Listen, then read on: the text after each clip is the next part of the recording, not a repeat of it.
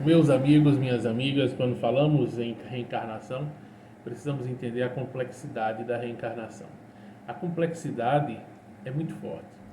Quando estamos aqui e observamos as dores do mundo, observamos as provas, as expiações, as tormentas e tudo aquilo que pode ser encarado com outros nomes, por exemplo, como desafios, como questões necessárias a um processo evolutivo. Bem, temos várias visões, várias crenças, existem possibilidades perante essa questão reencarnatória.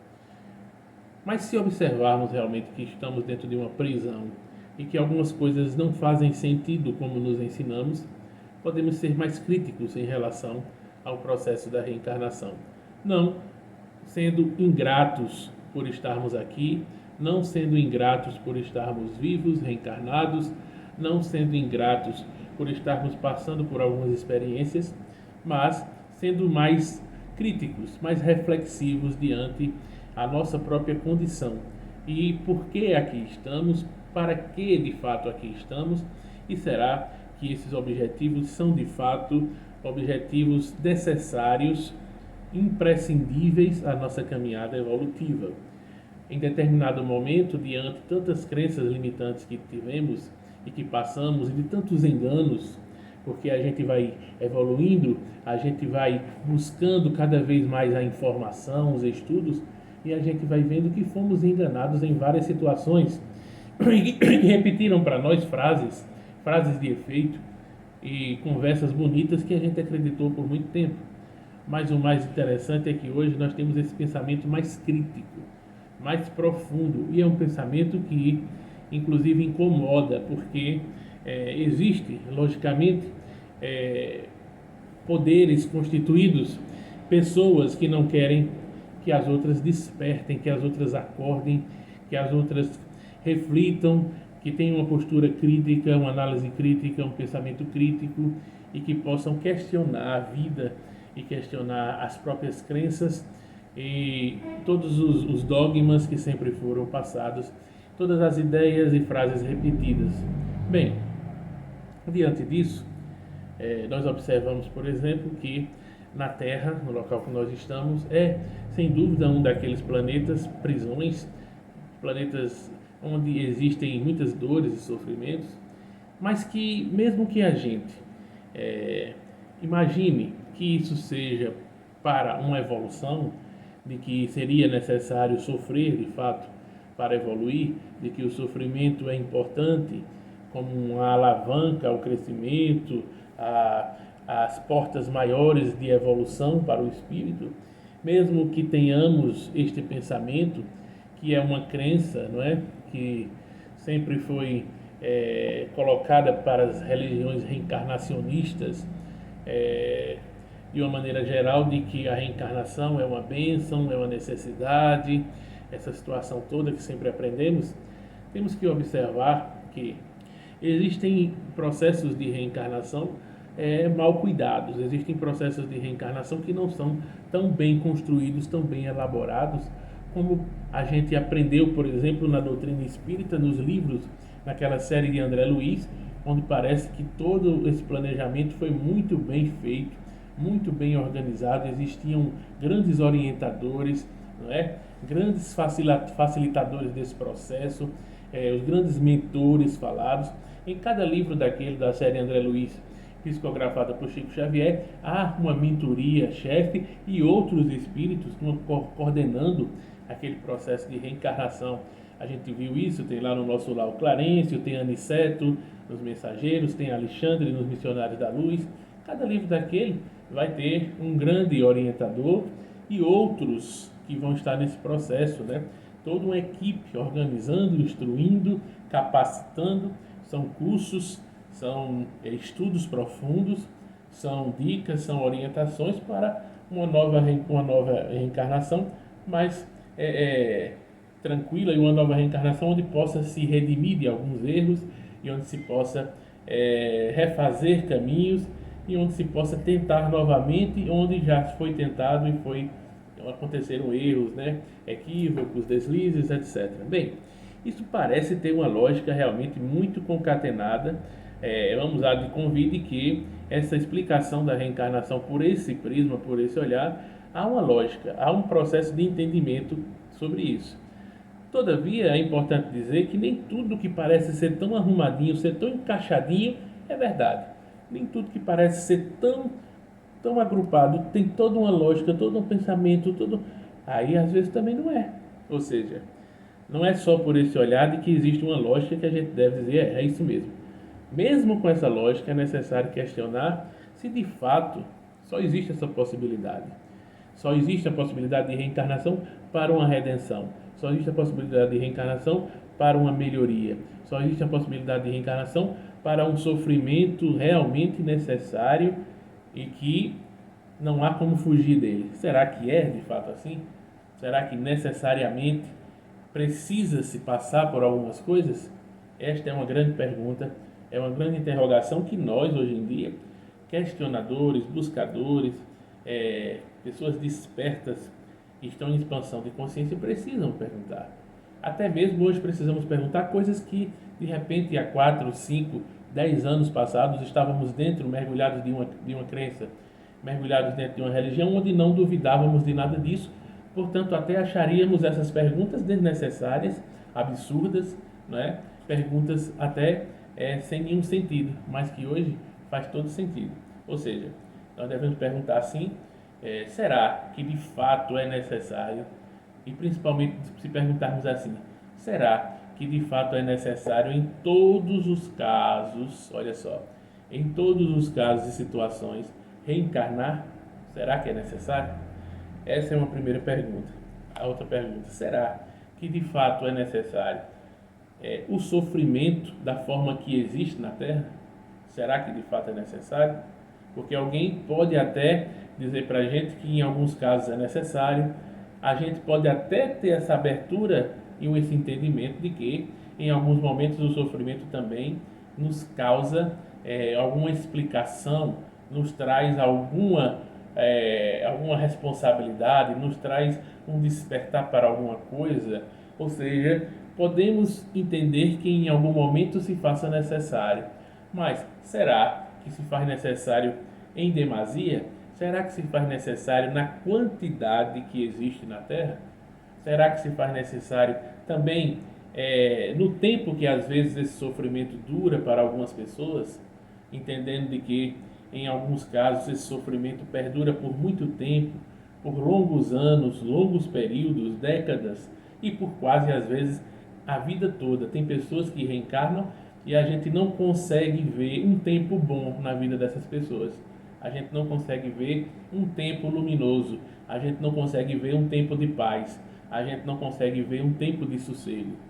Claro que esporadicamente todos têm dias felizes, pequenos momentos felizes, mas me refiro a um determinado tempo, a uma determinada faixa de tempo, de período.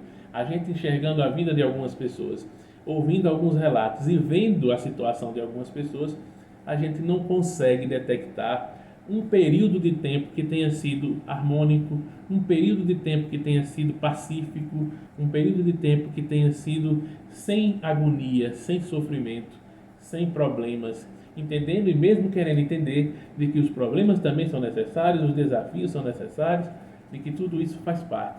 Mesmo com essa visão toda, mesmo mergulhado a compreender tudo isso, a gente deve questionar se sim, se de fato é necessário tanto sofrimento, se de fato é necessário histórias como a gente vê, situações de um sofrimento quase ininterrupto por toda a encarnação.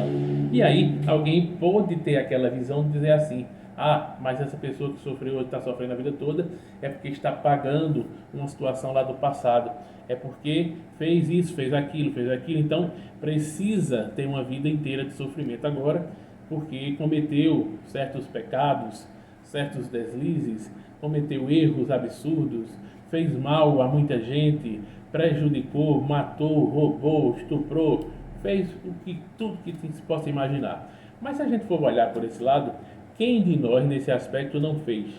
Se estamos aqui e se acreditamos num padrão de evolução paulatino, todos nós já fizemos de tudo.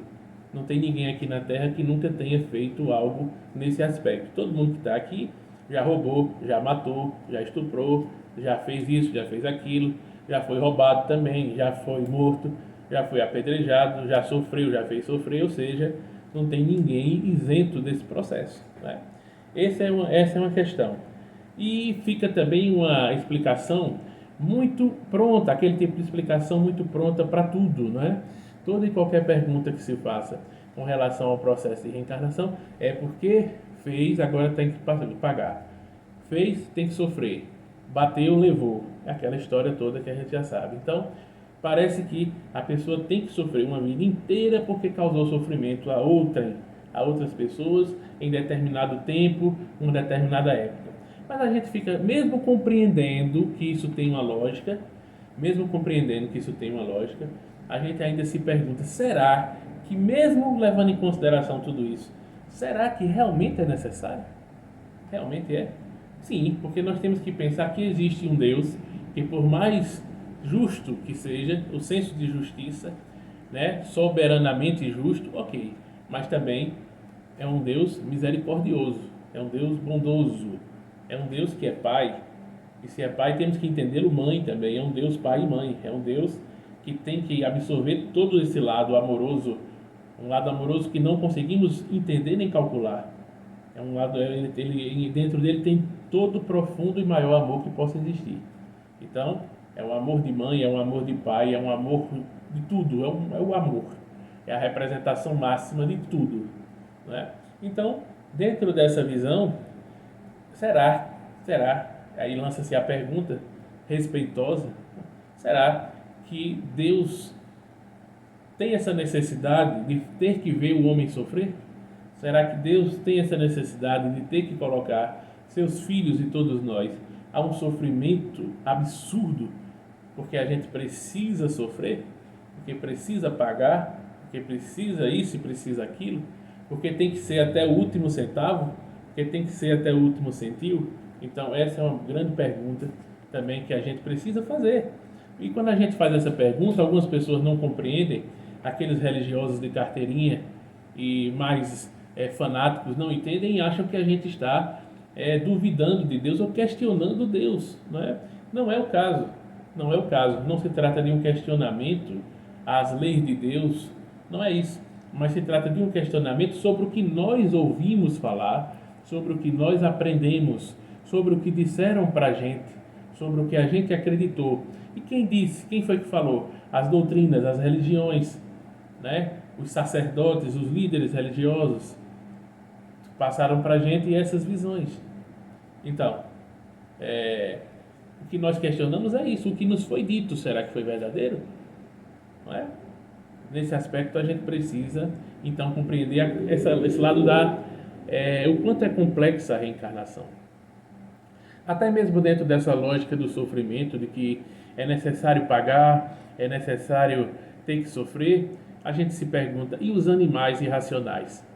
Os animais, gatos, cachorros, pato, pata, sapo, enfim, os animais irracionais também têm sofrimento, também têm dores, né? Também têm doenças. E aí, como é que a gente encara essa situação? Não é? Como é que a gente pode olhar essa situação?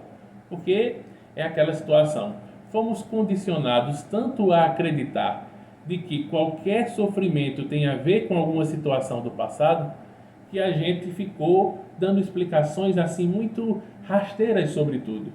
Imagine que até dentro, por exemplo, da visão do espiritismo, isso de todas essas crenças, todas essas religiões reencarnacionistas, né?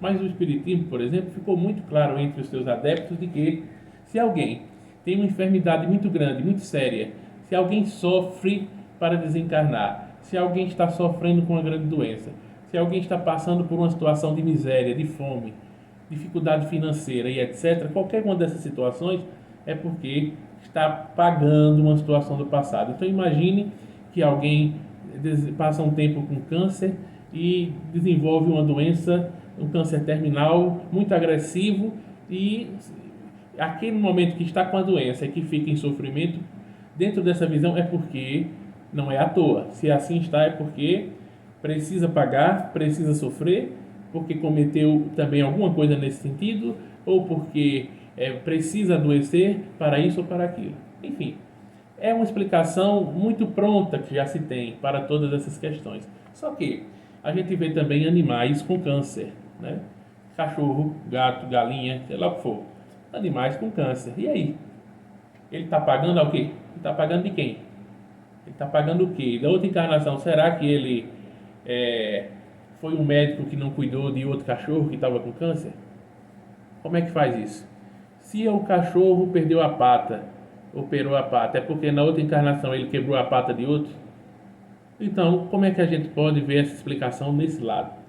Animais sofrem, animais adoecem, animais têm doenças graves, animais são mortos brutalmente, não só pelo homem, mas entre eles mesmos, pela agressividade deles. Claro, a agressividade deles vai ser atribuída ao instinto, ao lado animalesco, normal, ok. Só que, se eles reencarnam e continuam reencarnando nessa condição, significa que o animalzinho que está lá sofrendo hoje em dia é porque na outra encarnação ele saiu matando e comendo, rasgando os outros todinhos. Será que foi isso? Né? Porque a lógica seria essa. Se vai passar tanto tempo sofrendo, então é porque merece. Aliás, a gente está dentro dessa sociedade que tudo, né, merece, né? Nada é aquela situação. Se está sofrendo é porque merece. Se está sofrendo é porque está pagando. E aí as pessoas deixam de ter até um olhar de empatia pelo outro, porque afinal de contas, se ele está sofrendo é porque merece. E se merece, que sofra. É assim mais ou menos a linha de pensamento, né? Aquelas pessoas que estão pedindo um pão, que estão com fome na rua, os mendigos e etc., é porque merecem. Então, se merecem, eu passo por elas, tenho que passar por elas sem nem olhar para elas, como geralmente as pessoas fazem, porque são os invisíveis sociais, ninguém está nem aí. Ninguém lembra deles, ninguém faz nada por eles. Ou seja, mas por essa lógica, né, se está tudo certo, não tem nenhuma injustiça nesse processo, então é meio que aquela coisa, deixa tudo estar como está, porque está tudo certo. Está tudo dentro dessa lógica. Pagou, levou, fez, vai pagar, fez, vai sofrer.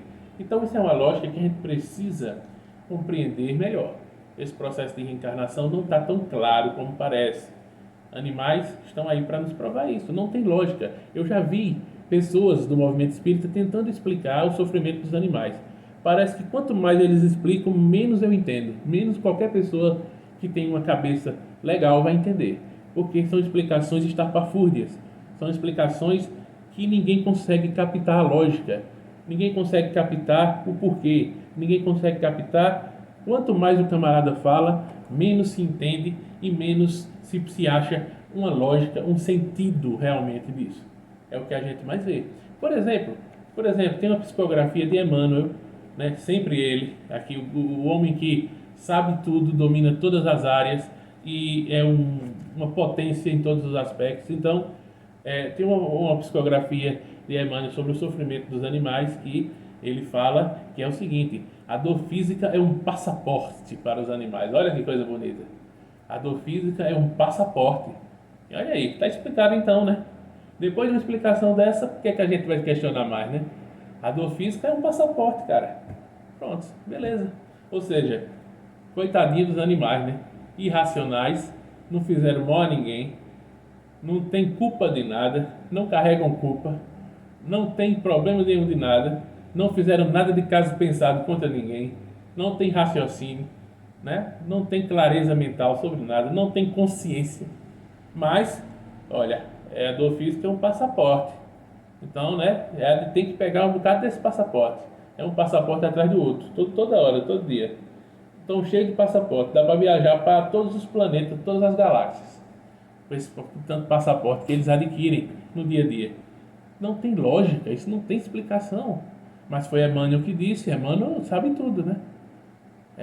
Então, é onde a gente entra até na questão mesmo que o próprio Kardec mostra, que o livro dos médiuns mostra sobre os pseudos sábios.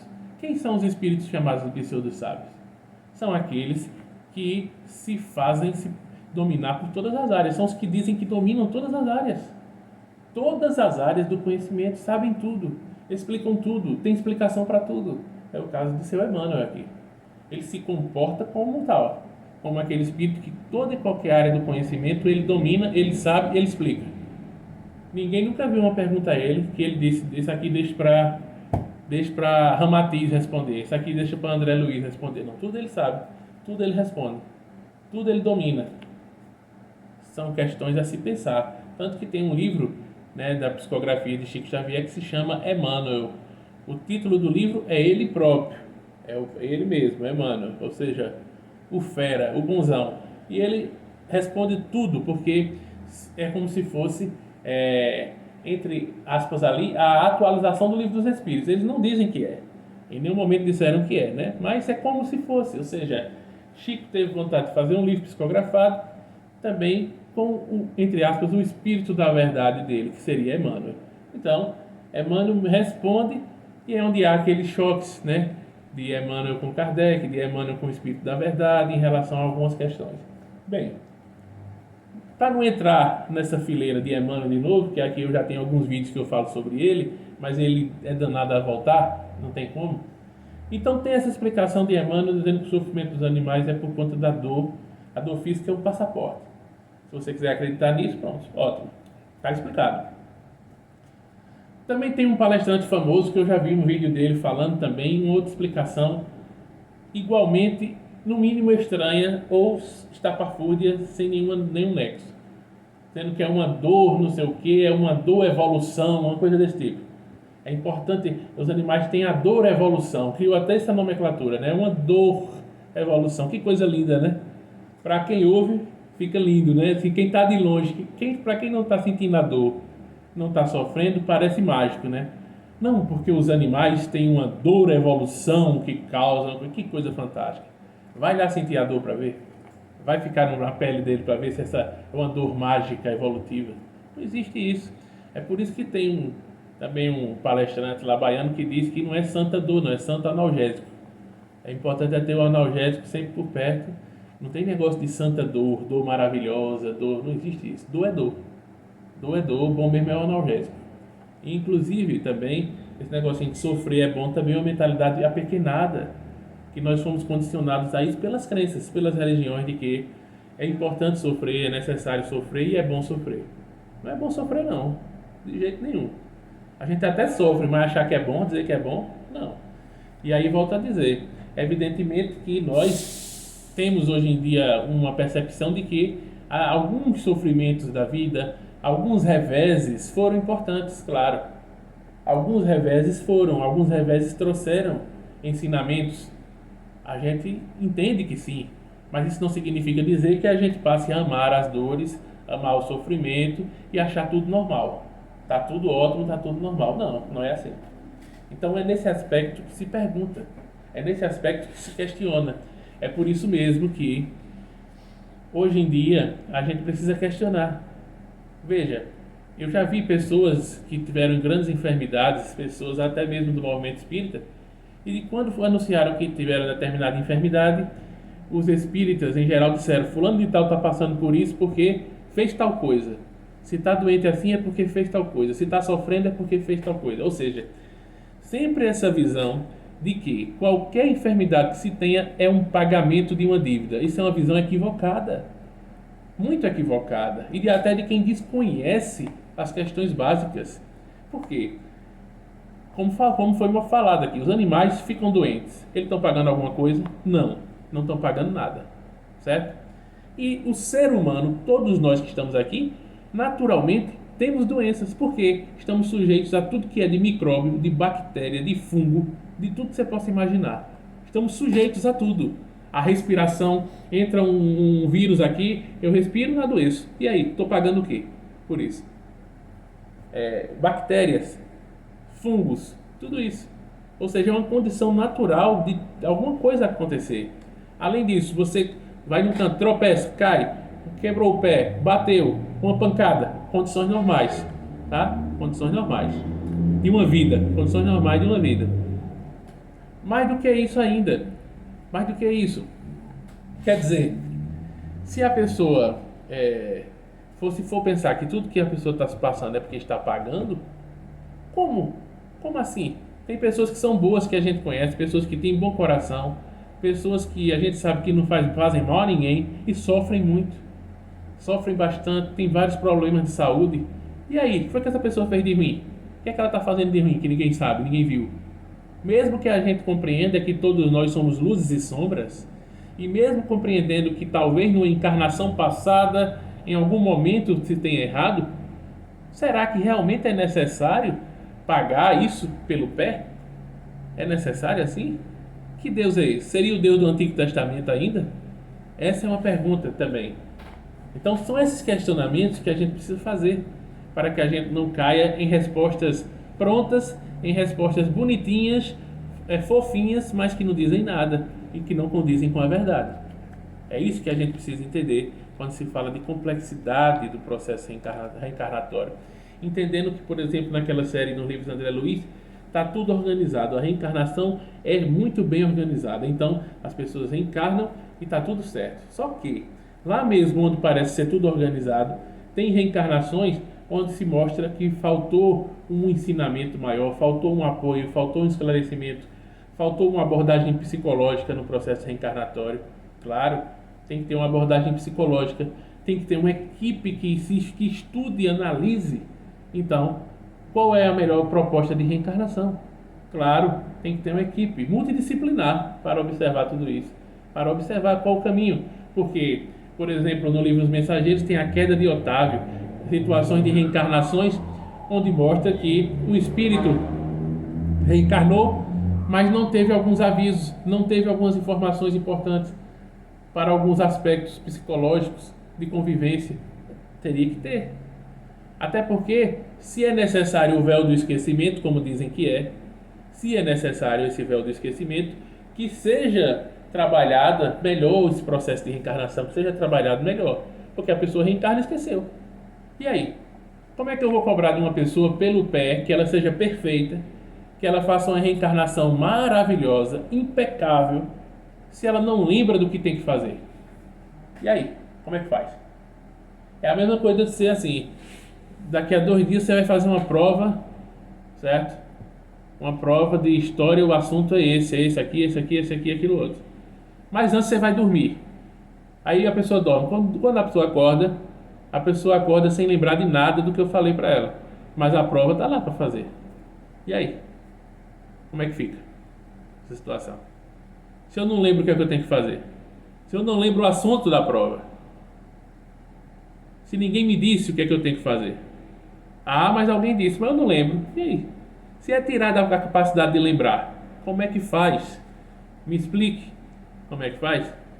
Então essa é outra questão que precisa ser observada, ou seja, se existe o véu do esquecimento, se ele é tão importante e necessário assim, há de se ter também um olhar misericordioso para com todos nós errantes, espíritos que fomos criados ignorantes e que estamos num véu de esquecimento.